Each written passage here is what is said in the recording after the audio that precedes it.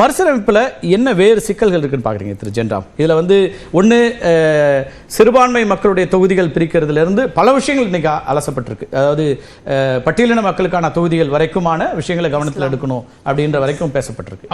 அது போன்ற சிக்கல்கள் எல்லா டீலிமிட்டேஷன்ஸுக்குள்ளேயும் இருக்குங்கிறது உண்மையாக இருந்தாலும் இந்த நேரத்தில் அந்த கூட்டத்தில் அது போன்ற விஷயங்களை எழுப்ப வேண்டியது அவசியம் இல்லை அப்படின்னு நான் கருதுறேன். அங்க முதன்மையான பிரச்சனை வந்து தமிழ்நாட்டுக்கு இருக்கக்கூடிய பிரதிநிதித்துவத்தை காப்பாற்றுவது அப்படிங்கிறது தான் முதன்மையாக இருந்திருக்க வேண்டும். ஆனா ஒவ்வொரு கட்சிக்கும் ஒவ்வொரு நிர்பந்தம் இருக்குது. அதை பத்தி நீங்க ஏன் பேசல, இதை பத்தி நீங்க ஏன் பேசல அப்படின்னு சொல்லி அவர்களுக்கு நெருக்கடிகளை கொடுப்பதற்கான சூழல் வெளியில இருக்கிறதுனால எல்லாரும் அது போன்ற துணை பிரச்சனைகளையும் பற்றி பேசினார்கள் நான் புரிஞ்சுக்கிறேன். மற்றபடி இந்த கோரிக்கைக்கு அது அப்படிதான் இருக்க முடியும். நீங்க ஒரு ஆளுங்கட்சி சொல்லக்கூடிய எல்லாத்தையும் ஏற்கக்கூடிய இடத்துல கூட்டணி கட்சிகள் தான் இருக்க முடியும். எதிர்கட்சிகள் ஒரு ஒருமித்த கருத்தாக பிரைமரி விஷயத்துல இருக்கிறாங்க, மற்ற விமர்சனங்களை வைக்கத்தானே செய்வாங்க, மற்ற விமர்சனங்களை வைப்பாங்க. ஆனா கோர் இஷ்யூவை விட்டுட்டு அதுக்கு கூடுதல் முக்கியத்துவம் கொடுத்து அதுல சைட் ட்ராக் ஆகிறது வந்து எதை அப்படி சொல்றீங்க அப்படி போகுதுன்னு? இன்று காலையிலேயே விஜயுடைய அறிக்கை கூட பல்வேறு விஷயங்களை உள்ளுக்குள்ள கொண்டு வந்து போகுது. ஆனா முதலமைச்சருடைய தீர்மானம் ஒற்றை புள்ளியில அதுலதான் ஒன்றுபடுவதற்கான வாய்ப்புகள் இருக்கு. மற்ற விஷயங்களை பேசினா அதுல மாறுபட்ட கருத்துக்கள் வருவதற்கான வாய்ப்பு இருக்கு. அனைத்து கட்சி கூட்டம்னு எல்லா கட்சிகளையும் கூட்டிருக்கிறோம். அதுல ஒன்றுபடக்கூடிய புள்ளியை தவிர மற்ற விஷயங்களை பற்றி பேச வேண்டாம் அப்படின்னு அரசு முயற்சி செய்யுது.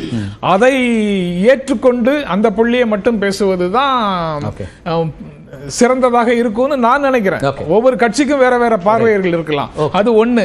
இந்த எல்லா கட்சிகளும் 58 கட்சிகளும் சேர்ந்து இன்றைக்கு அந்த தீர்மானத்தை நிறைவேற்றிருக்காங்கல்ல, அதுவே வந்து ஒரு புதிய டெவலப்மெண்டாக வேறு வராத கட்சிகளுக்கு மன வருத்தத்தை அல்லது அதிர்ச்சியை கொடுத்திருக்கலாம்.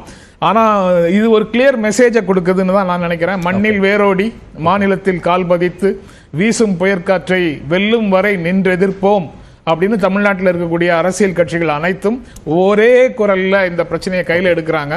அவங்க அடுத்தடுத்து ஜாயிண்ட் ஆக்ஷன் கமிட்டிக்கு ரெசல்யூஷன் போட்டிருக்காங்க. அந்த ப்ராசஸ் எல்லாம் நடக்கும். இதுல எங்களுக்கு எல்லாம் தெரியும், மற்றவங்களுக்கு எதுவும் தெரியாது அப்படின்னு ஒரு பீடத்துல ஏறி உட்கார்ந்துட்டு மற்றவங்களை எல்லாம் கீழ் நோக்கி பார்க்கிற பார்வையோடு யாரு வந்தாலும் அது வந்து எந்த விதமான உரையாடலுக்கும் பலன் சேர்க்காது அப்படிங்கிறது உறுதியாக தெரிகிற விஷயமாக இருக்கு. அதாவது வந்து அரசியல் லாங் டைமா என்னெல்லாம் பண்ண வேண்டிய திட்டங்கள் இருக்கு, என்ன அவசியம் இருக்கு, எல்லாத்தையும் கடந்து போகணும். அது என்னன்னா, இப்போ நம்ம அரசியல் கான்ஸ்டியூஷன் நம்ம அமெண்ட்மெண்ட் கொண்டு வரணும். இதையே நம்ம இன்னைக்கு அனைத்து கட்சி கூட்டத்தில் சொல்லியிருக்கோம்.